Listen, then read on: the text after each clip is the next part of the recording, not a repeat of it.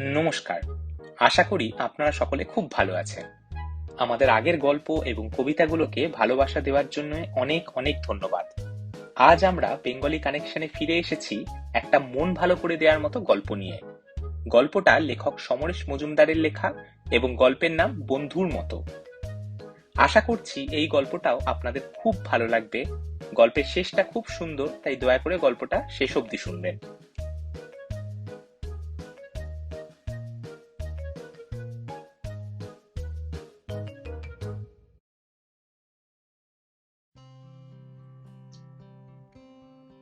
হাসিমারা হয়ে চিলাপাতার গভীর জঙ্গল পেরিয়ে তিতিরদের গাড়িটা যে রিসর্টের সামনে গিয়ে দাঁড়ালো তার নাম চিলাপাতা জঙ্গল ক্যাম্প।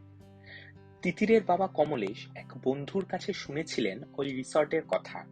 শুনে ঠিক করেছিলেন জলদাপাড়ায় যখন বেড়াতে যাওয়া হচ্ছে তখন ওই রিসর্টে এক রাত থেকে আসবেন। তিতিরের মায়ের অবশ্য ইচ্ছেটা ছিল না। জলদাপাড়ায় কদিন জঙ্গল দেখে দেখে ভাবছিলেন ফুন্ডশিলিং শহরটা দেখলে ভালো হয়। হাতের কাছে ভুটানের ওই প্রান্তিক শহর, কিন্তু কমলেশের ইচ্ছে মানতে হয়েছে তাকে।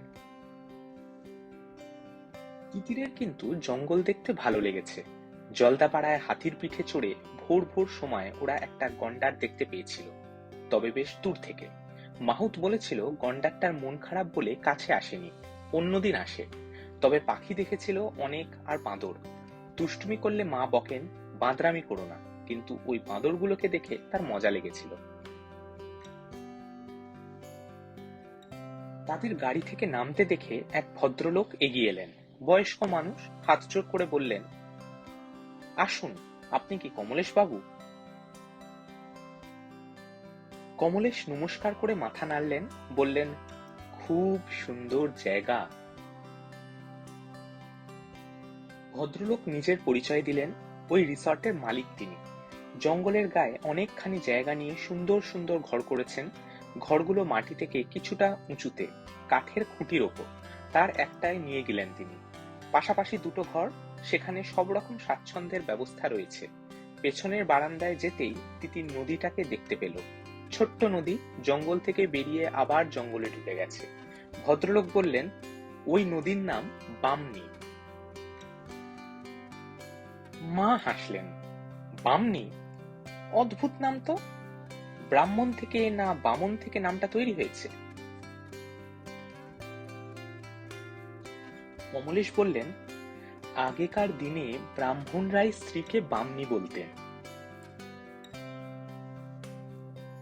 সন্ধেটা চমৎকার কেটে গেল। রাতের খাওয়া 9টার মধ্যে শেষ করতে হলো এখানে।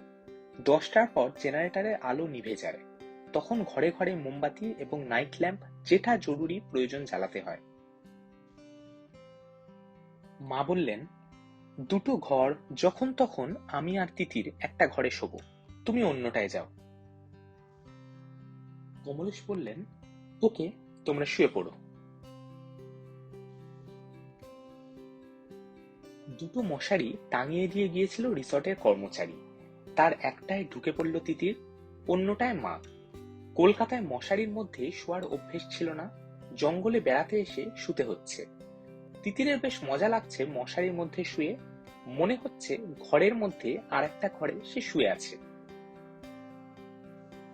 চারধার এখন নিঝুম, পৃথিবীর সব শব্দ যেন মরে গেছে। কিন্তু একটু পরেই পাশের খাট থেকে মায়ের ভারী শ্বাসের আওয়াজ ভেসে আসতে লাগলো। তিতির হাসলো। বাবা যখন বলেন মা নাক ডাকেন, তখন মা অস্বীকার করেন। বিছানায় শরীর এলিয়ে দিলেই মায়ের ঘুম এসে যায়। এই সময় নদীর ধার থেকে একটা চিৎকার ভেসে এলো। তারপরেই তিতিরের মনে হলো ওটা ঠিক চিৎকার নয়, কেউ যেন কষ্ট পেয়ে কাঁদছে। সে মশারি থেকে বেরিয়ে কাঁচের জানলার পাশে গিয়ে দাঁড়ালো। বাইরে হালকা নীল কুয়াশা ছড়িয়ে আছে, আকাশে কুমড়োর ফালির মতো চাঁদ উঠেছে। জানলা দিয়ে কোনো কিছুই স্পষ্ট দেখা যাচ্ছে না। উসখুস করলো তিতির, একবার মায়ের দিকে তাকালো, তারপর নদীর ধারের বারান্দার দরজা সন্তর্পণে খুলে বেরিয়ে এলো।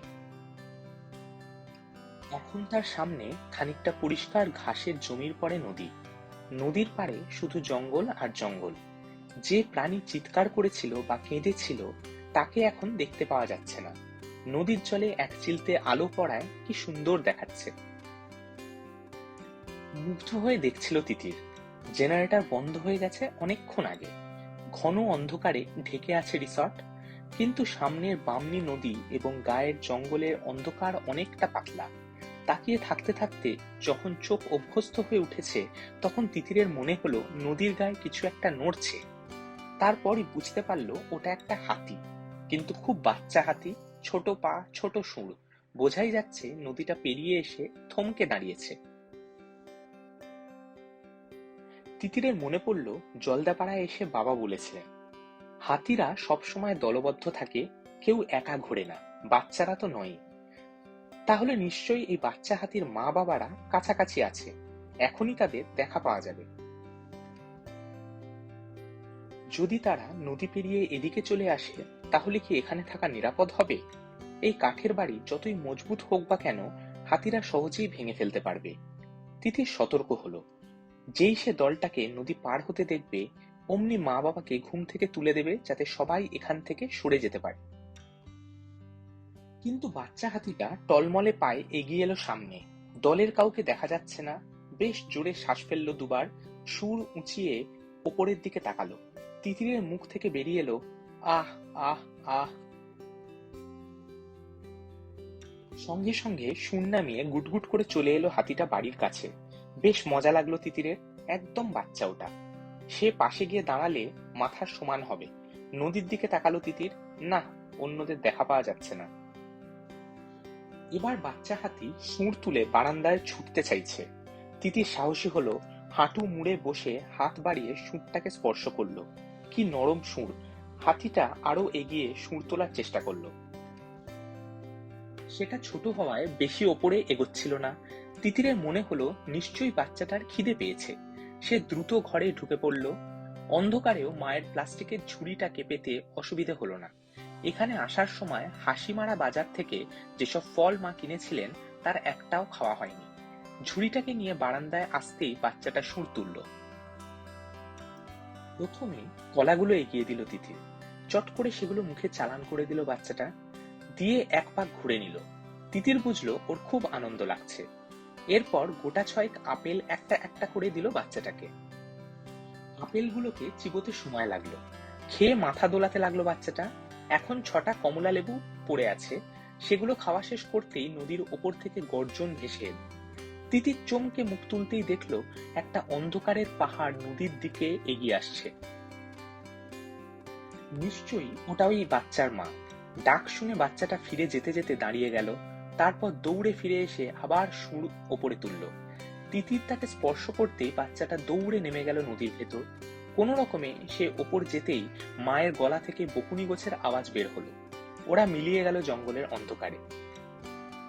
পরদিন মা খালি ঝুড়ি দেখে অবাক। অতগুলো ফল কোথায় গেল? তিতিরকে স্বীকার করতেই হয় যে সে হাতিকে খেতে দিয়েছে। সব শুনে মায়ের চোখ কপালে উঠল। বাবাও অবাক হলেন, বললেন, খুব বেঁচে গেছো তুমি। ভুলেও আর জঙ্গলের জীবজন্তুর সঙ্গে ভাব করতে যেও না।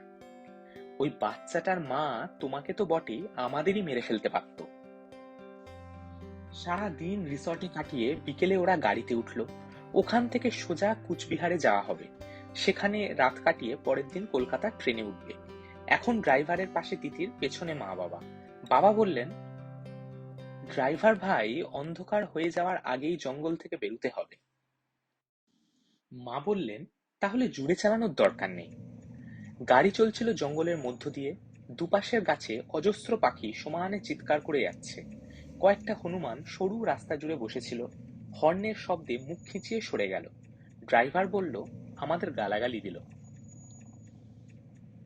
মজা পেল তিতির।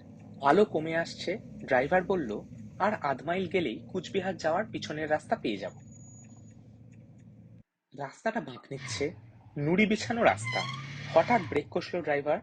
চাপা গলায় বলল, কেউ কথা বলবেন না। তিতির দেখতে পেল কয়েকটা বিশাল চেহারার হাতি রাস্তা জুড়ে দাঁড়িয়ে আছে। গাড়ির ইঞ্জিনের শব্দে ওরা মুখ ফেরালো। চাপা গলায় মা বললেন, কি হবে? বাবা ভয়ার্ত গলায় বললেন, একটা এগিয়ে আসছে। ব্যবধান মাত্র 50 গজের। দল ছেড়ে বিশাল হাতিটা এগিয়ে আসছে সুর তুলে গর্জন করতে করতে। ড্রাইভার বলল, পালাবার জন্য রেডি হন। দৌড়ে পেছন দিকে যেতে হবে তাড়াতাড়ি। ঠিক তখনই একটা বাচ্চা হাতি প্রাণপণে ছুটে এলো। এসে এগিয়ে আসা হাতিটার সামনে দাঁড়িয়ে চিৎকার করতে লাগলো। শুঁড় তুলে আটকাবার চেষ্টা করছিল বারবার। তার চেষ্টা সফল হলো। বড় হাতিটা পেছন দিকে ঘুরে দলের দিকে এগিয়ে গেল। বাচ্চাটা গাড়ির দিকে তাকিয়ে একবার শুঁড় তুলে দৌড়ে দলের ভিতর ঢুকে পড়ল। ক্রমশ দলটা পাশের জঙ্গলে ঢুকে গেল। ড্রাইভার বলল, খুব জোর বেঁচে গেলাম আজ। মা বললেন, বাচ্চাটা ওভাবে আটকালো কেন? বাবা বললেন, বুঝতে পারলাম না। ছুটন্ত গাড়িতে বসে তিতির চোখ বন্ধ করলো। ঋণ শোধ করে গেল বাচ্চা হাতিটা, বন্ধুরা যেমন করে থাকে।